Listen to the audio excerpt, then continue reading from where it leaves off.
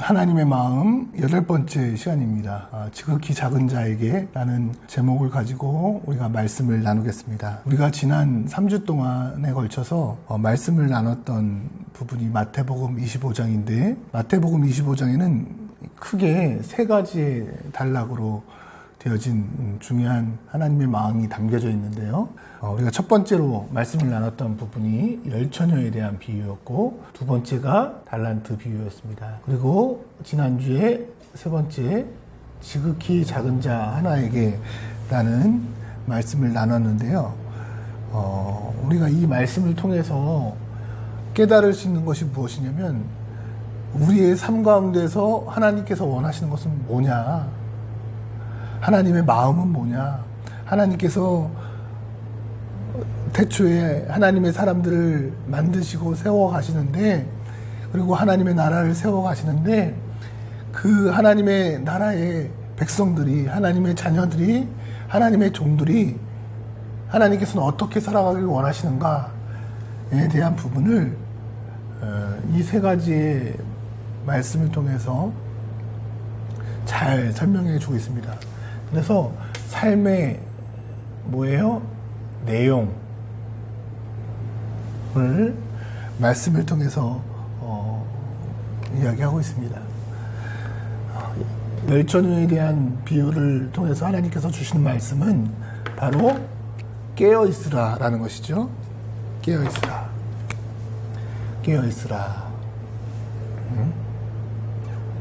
그러니까 우리가 오해하는 것 가운데가 그 말씀 가운데 뭐 졸며라는 말씀이 있으니까, 이 깨어있으라는 것은 잠에서 깨어난다 뭐 이런 의미로 착각할 수가 있는데 그렇지 않아요. 말씀 가운데서 보면 슬기로운 5처녀하고 미련한 5처녀 다 마찬가지로 다 졸며였어요. 그런데 문제는 좋냐 안 좋냐의 문제가 아니죠. 슬기로운 5처녀는 준비했다라는 거예요. 준비했다라는 거예요. 무엇을요? 등불과 기름을 준비했다 라는 것이죠. 그랬을 때 우리가 또 한 가지 오해하고 있는 것 가운데 하나가, 이것을 그냥 단순히 알레고리로 해석을 해서 뭐 등불은 말씀이고 기름은 성령입니다, 이렇게도 해석을 하지만, 물론 은혜로운 그 해석일 수 있겠지만, 정말 여기에서 말하고 있는 얘기는, 말씀은 그것이 아니라는 것이죠. 더 중요한 것은 준비하라 라는 것입니다. 준비하라. 무엇을 준비하냐? 언제, 무엇에 대해서 준비하냐? 인자가 올 때 준비하라 라는 거예요. 인자가 올 때, 인자가 올 때까지 무엇을 준비하라? 바로 믿음을 준비하라 라는 거예요. 믿음을. 그래서 자주 말씀드리지만, 예수님께서 우리의 기독교의 시간관은 그 수평적으로 이렇게 직선적으로 흐르는 시간관이라고 했어요. 알파와 오메가 되신 그 하나님의 시간관 가운데서 예수님께서 이 땅 가운데 예수님께서 오심을 통해서 어때요? 하나님의 나라가 시작되었다. 예수님께서 다시 오심을 통해서 어때요? 하나님의 나라가 완성된다. 우리의 인생은 여기다. 그 사이에 살아가고 있죠. 그랬을 때 인자가 올 때, 인자가 언제 오는 것입니까? 그러면 예수님의 재림 때 오는 거죠. 그렇죠? 예수님이 재림 때 인자가 올 때예요. 근데 누가복음 18장에 보니까 무엇을 보겠느냐 이렇게 말씀을 나눕니까? 믿음을 보겠느냐라고 이야기를 해요. 하나님께서 기대하신 것이 무엇입니까? 바로 우리의 인생 가운데 이렇게 시간이 생기잖아요. 시간에 간격이 생기잖아요. 그래서 우리의 인생 가운데 하나님께서는 믿음을 요구하신 것입니다. 하나님의 영인, 언어, 말씀을 통해서 우리가 무엇을 가지길 원해요? 믿음을 가지길 원한다는 거예요. 그래서 믿음을 가진 사람은 이 완성을 끌어당겨서 살아가는 거예요. 그래서 내가 조금 힘들어도 어려워도 문제가 있어도 기쁜 것입니다. 그것을 헤쳐나갈 수 있는 힘이 있는 거예요. 왜요? 믿음이 있기 때문에. 그 믿음은 그냥 내 순간적인 관념 속에서의 믿음이 아니라 예수님께서 다시 오실 때에 그 믿음까지 있기 때문에 여러분 믿음은 시간을 가져다 씁니다. 미래의 시간도 가져다 쓰는 거예요. 우리가 예수님을 믿는다 했을 때 여러분 예수님의 그 죽으심은 과거예요. 과거. 2000년 전이잖아요. AD하고 BC가 그 기준이 예수님의 그 탄생 전후잖아요. 그렇죠? 2000년 전에 2000년 이상의 전의 시간을 우리가 어떻게 예수님이 우리 죄를 위해서 죽으셨다는 것을 어떻게 우리가 갖게 되냐고요. 2000년 전의 사건인데 믿음을 통해서 그 시간도 우리가 갖게 되는 것입니다. 마찬가지로 미래의 시간도 우리가 믿음을 통해서 갖게 되는 거예요. 그렇죠? 그래서 믿음이라는 것은요. 시간을 늘리는 거예요. 그러니까 믿음이 좋다라는 것이 무엇입니까? 이 더 먼 시간까지도 믿음으로 가진다라는 거예요. 예를 들어서 아빠가 오신다고 아이들에게 약속하고 출장을 떠났는데 어떤 아이는 하루 있다가 돌아오실 거야, 이틀 있다가 돌아오실 거야 생각을 해요. 근데 어떤 아이는 3, 4, 5, 6, 7이 흘렀는데도 돌아오실 거라고 믿고 있어요. 어떤 믿음이 큰 것입니까? 계속되어지는 그 믿음이 오랜 시간 가운데서도 그것을 끌어당겨서 믿는 믿음이 더 큰 것이겠죠. 그래서 우리가 이 시간론을 이해하고 이 말씀을 보니까 아 그렇구나. 깨어 있는다는 것은 준비한다는 것이구나. 준비한다는 것은 무엇을 준비하냐? 믿음을 준비한다라는 거예요. 그런데 그것이 이어져서 달란트 비유로 이어져서 달란트 비유에서는 장사하라라고 이야기를 합니다. 장사하라. 장사하라. 뭐 5달란트, 2달란트, 1달란트 받은 자에게 우리가 열무나 비유에서는 분명하게 이제 명령하고 있어요. 열무나 비유. 누가 보면 나타나는 열무나 비유에서는 명령하고 있어요. 무엇하라고요? 장사하라고. 마찬가지로 달란트 비유에서도 핵심이 장사하라입니다. 장사하라. 주인의 마음, 하나님의 마음은 달란트 비유를 통해서 우리에게 허락하신 게 뭐예요?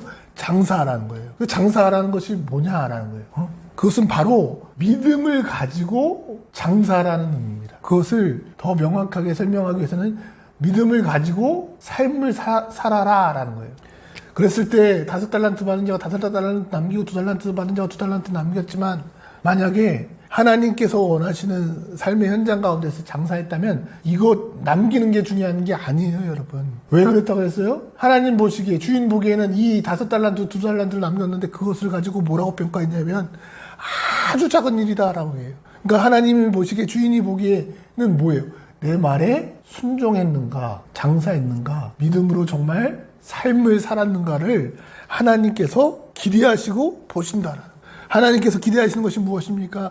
믿음 가운데 살아가는 삶이에요. 믿음 가운데. 믿음 가운데 살아가는 그 삶을 달란트 비유에서는 장사하라라고 표현하고 있는 거예요. 저와 여러분들이 장사하시길 바랍니다. 믿음으로 사시길 바랍니다. 믿음 가운데 하나님의 그러한 놀라운 말씀의 삶을 우리가 살아야 될 줄로 믿습니다. 그러면 우리가 한 가지 또 의문이 생기죠. 그럼 믿음의 삶이란 무엇인가에 대해서 이어져서 작은 자에 대해서 이야기를 하고 있는 거예요. 작은 자. 믿음으로 산다는 삶이 어떤 것인가? 그냥 단순히 그냥 믿음, 나 믿음 있어. 그러면 그 믿음을 가진 사람이 흘러나와야 될 것이다라는 거예요. 그것이 바로 작은 자에게, 지극히 작은 자에게 행하는 모습입니다. 왜 그러냐면 이것이 구약의 말씀도 마찬가지예요. 구약의 율법과 이런 모든 것들이 지극히 작은 자에게 관심이 있어요. 하나님의 관심은 지극히 작은 자입니다. 과부와 고아원을 돌보는 법이 하나님의 법입니다. 신약에도 마찬가지죠. 예수님께서 우리에게 말씀하신 이 작은 자를 섬기라는 말씀도 마찬가지예요. 우리를 필요로 하는 그 사람을 섬기라는 거예요. 섬기라. 우리가 필요한 그 사람, 우리에게 도움을 구하는 그 사람을 어떻게 해요? 섬기라는 것입니다. 그 지극히 작은 자라고 해서 저는 어렸을 때 뭐 예수님이 거지의 모습으로 오시고 거린의 모습으로 오시고 그러한 설교를 들었어서 거지만 봤던 것 같아. 거지만 작은 자라고 생각을 했던 것 같아. 물론 그런 가난한 사람도 거지도 작은 자입니다. 그런데 우리의 인생 가운데 하나님께서 만나게 하시는 나를 필요로 하는 모든 사람들이 작은 자예요. 그래서 우리가 그들을 섬길 때 어느 시간에 섬겨야 되는가? 바로 일상 가운데서요. 일상 가운데서. 이 비유에서 물어보잖아요. 작은 자를 섬기는 사람은 염소에서 우편으로 가서 영원한 삶을 얻게 되죠. 영생을 얻게 됩니다. 그렇죠? 좌편에서 영원한 불못에 빠지게 됩니다. 그렇죠? 근데 이 기준이 뭐냐 이거예요. 기준이. 작은 자에게 말씀하시는 것인데 이 작은 자를 뭐라고 했어요? 우리 일상 가운데서 나를 필요로 하는 사람에게 하나님의 마음을 가지고 그들을 섬기는 것. 이것을 하나님께서는 그들을 양이다, 우편이다, 너가 나 헐벗었을 때, 내가 목말랐을 때, 내가 감옥에 갇혔을 때 너가 나를 돌봤다라는 거예요. 저와 여러분들이 지극히 작은 자를 일상 가운데서 만나서 섬기기를 주님의 이름으로 축원합니다. 의인들이 다시 물어보잖아요. 제가 언제 그랬습니까? 언제 그랬습니까? 의인들이 생각하기에는 너무나도 습관적으로 자연스럽게 또 작은 일 가운데 섬김을 했기 때문에 그랬을 거예요. 그렇죠? 뭐 큰 섬김, 큰 헌신은 우리 다 기억합니다. 근데 작은 헌신은 기억하지 못하거든요. 근데 하나님께서는 오히려 그 큰 헌신보다 우리의 정말 순수한 마음에 또 하나님의 마음에 닿는 모습으로 마음으로 섬겼던 그 작은 헌신을 작은 섬김을 하나님께서 기억하고 계신다라는 저와 여러분들이 더욱더 깨어있기를 원합니다. 깨어있는 것은 준비하는 것이고 준비하는 것은 믿음을 준비하는 거예요. 그리고 그 믿음은 분명히 삶과 연결되어져야 됩니다. 그 삶 속에서 만나는 우리를 필요하는 그 작은 자 그분이 바로 우리의 손길이 필요한 사람들인 줄로 믿습니다. 그들에게 먹이고 마시게 하고 우리의 사랑이 흘러가게 하는 것이 바로 하나님께서 우리의 삶의 내용 가운데 기대하시는 줄로 믿습니다. 한 주 동안 행복하시고 또 은혜 가운데 한 주를 마무리하고 또 다시 우리가 오프라인 예배로 다 모여서 예배할 텐데 더 능력 있는 은혜의 예배가 되기를 주님의 이름으로 부탁드립니다. 네, 마치겠습니다.